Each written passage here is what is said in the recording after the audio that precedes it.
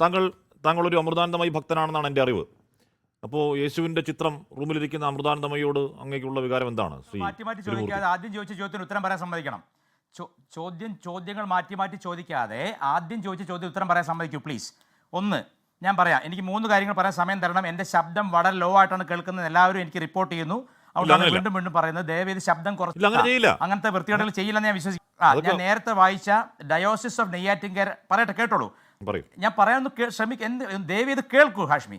Diocese of Neyyattinkara പുറപ്പെടുവിച്ചിരിക്കുന്ന 2ാം Vatican കൗൺസിലിൻ്റെ നിയമങ്ങളിൽ 3ാമത്തെ പോയിന്റ് കൂടി ഞാൻ വായിക്കാം. 3ാമത്തെ പോയിന്റ് എല്ലാവരും കേൾക്കണം. ഇവിടെ അൽമായ സമിതിക്കാരനും രാജു പി നായർ എന്ന ക്രിപ്റ്റോ ക്രിസ്ത്യനും കൂടി കേൾക്കണം ഇത്. അതായത് ശബ്ദവും വെളിച്ചവും, 3ാമത്തെ പോയിന്റാണ്, ശബ്ദവും വെളിച്ചവും ദീപാലങ്കാരങ്ങൾക്കായി വൻതുക മുടക്കുന്ന പ്രവണത അങ്ങേയറ്റം നിരുത്സാഹപ്പെടുത്തേണ്ടതാണ്.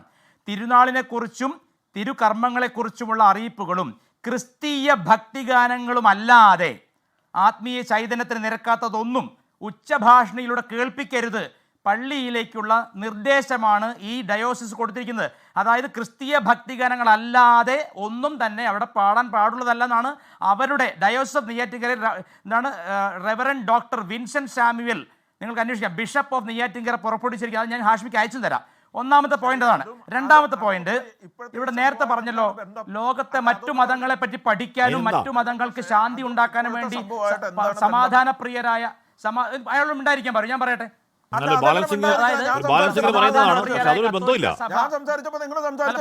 അതുമായിട്ട് യാതൊരു ബന്ധമില്ല. ബാലൻസിംഗിന് പറയാമെങ്കിലും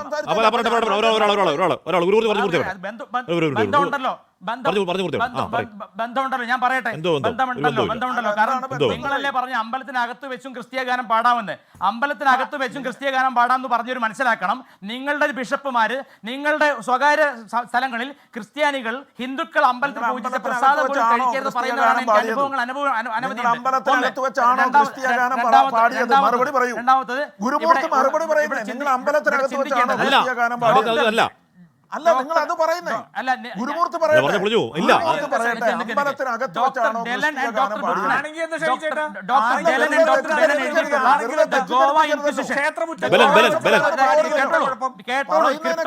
രാജു പി നായർ കേൾക്കണം. ക്രിപ്റ്റോ കൃഷ്ണ രാജു പി നായർ ഒന്നല്ല എന്നുള്ളത് ഇപ്പം അൽമായ വേണ്ടിയില്ലല്ലോ. ഏകം സത്യപ്രാക്കാരൊക്കെ വാലും കൂടി ഓടിയില്ലേ? അപ്പൊ അതുകൊണ്ട് ഞാൻ പറയുന്നത്, ഇവിടെ നന്ദഗോവിന്ദം ഭജൻകാർ സ്റ്റേക്ക് ഷിഫ്റ്റ് എടുത്തു. എല്ലായിടത്തും പരിപാടി കിട്ടാൻ വേണ്ടിയിട്ടും വീസ ഒപ്പിക്കാൻ വേണ്ടിയിട്ടും അവര് ഹിന്ദു ക്ഷേത്രങ്ങളിലൂടെ വളർന്നു വന്നിട്ട്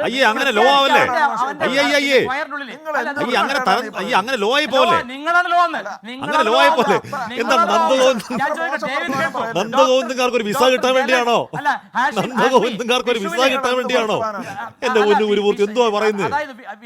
വിസ കിട്ടാൻ വേണ്ടി തന്നെയാണ് ഞാൻ പറയട്ടെ. അതായത് നിങ്ങൾ കേട്ടോളൂ, ഗോവൻ ഇൻക്വിസിഷനെ പറ്റി ഡോക്ടർ ഡെലനും ഡോക്ടർ ബുക്കനും എഴുതിയ പുസ്തകം വായിച്ച ആർക്കും മനസ്സിലാവും ക്രിസ്ത്യാനിയുടെ ഉള്ളിലിരിക്കുന്ന മതവിദ്വേഷം എത്രത്തോളം ഉണ്ടെന്ന്. അതാരും നമ്മളെ പുതുതായിട്ട് പഠിപ്പിക്കണ്ട. അപ്പൊ ഞങ്ങളെ സമാധാനം പഠിപ്പിക്കാൻ വേണ്ടി ലോകത്തെ ഏറ്റവും വലിയ കുരിശുയുദ്ധം നടത്തിയ ഈ നിഷ്ഠുരമായ സഭ ഒന്നിനും പുറപ്പെട്ട കാര്യമൊന്നുമില്ല. അത് മനസ്സിലാക്കാൻ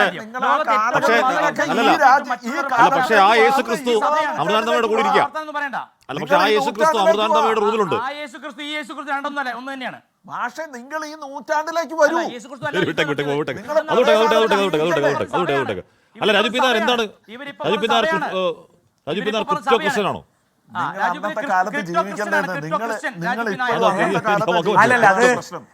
അല്ല, സാധാരണ ഹാഷ്മി എന്തായാലും ഗുരുമൂർത്തി എനിക്ക് എപ്പം ലൈറ്റർ നോട്ട്, എന്നെ സാധാരണ സുഡാപ്പിന്നാ വിളിക്കാറില്ല RSSകാർ. സാധാരണ എന്നെ സുഡാപ്പിന്നാ വിളിക്കാറില്ല. അവരിപ്പോ ക്രിസ്ത്യാനിയാക്കി മാറ്റി. എന്തായാലും ഇടയ്ക്ക് കേക്കൊക്കെ വേറെ വല്ല പണിയുണ്ടാന്ന് നോക്ക്, വേറെ വല്ല പണിയുണ്ടാന്ന് നോക്ക് ഗുരുമൂർത്തി, വേറെ വല്ല പണിയുണ്ടാന്ന് പോയി. പിന്നെ അദ്ദേഹം രാഹുൽ ഗാന്ധിയെ കുറിച്ച് പറഞ്ഞു. രാഹുൽ ഗാന്ധി ഹിന്ദു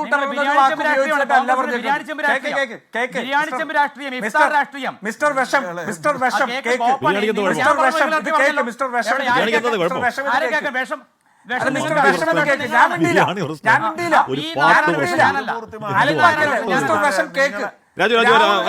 ഒരിക്കലും ഹിന്ദു ടെറർ ആലോചിച്ചില്ല.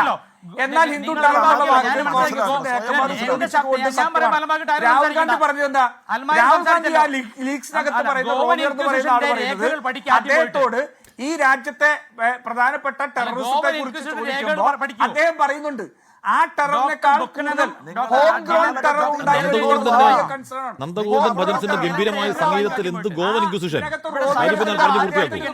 അങ്ങേയറ്റം ഭീകരമായ മതങ്ങൾ അങ്ങേയറ്റം ഭീകരമായ ഞാൻ പറഞ്ഞത് നന്ദഗോവിന്ദന്റെ കുട്ടികൾ മനോഹരമായി പാടി ആ പാട്ട് ആൾക്കാർ ആസ്വദിച്ചു, എല്ലാവരും അത് വൈറലാക്കി. എന്തോ ഇൻക്വിസിഷൻ രാജീവ് നാഥ് പറഞ്ഞു പൂർത്തിയാക്കും. ഹാഷ്മി എനിക്ക് സംസാരിക്കാൻ സമയമാണ്. ആഷ്മി എനിക്ക് സംസാരിക്കാൻ ഗ്ലോബലെങ്കിൽ അവരുടെ കഴിവിന് കിട്ടുന്ന അംഗീകാരം അത് അവരുടെ മിടുക്ക്. നിങ്ങളുടെ അതിന് അസൂയ എന്നല്ലേ പറയുന്നത്? ഗുരുമൂർത്തി അതിന് പറയുന്നത് അസൂയ എന്നല്ലേ പറയുന്നത്? അല്ലല്ല, അതിന് പറയുന്ന അസൂയ എന്നല്ലേ പറയുന്നത്? അവർക്ക് കൂടുതൽ അവസരങ്ങൾ കിട്ടുന്നതിനാണെങ്കിൽ, അവർക്ക് കൂടുതൽ വേദികൾ കിട്ടുന്നതിനാണെങ്കിൽ, അവർക്ക് വിസ കിട്ടുന്നതാണ് പ്രശ്നമെങ്കിൽ അതിനെ വിളിക്കേണ്ടത് കുറച്ച് ചെറുപ്പക്കാർ നന്നാവുന്നതിലുള്ള അസൂയ എന്നല്ലേ പറയേണ്ടത്? ഈ പ്രശ്നമൊന്നുമല്ലല്ലോ അപ്പോ.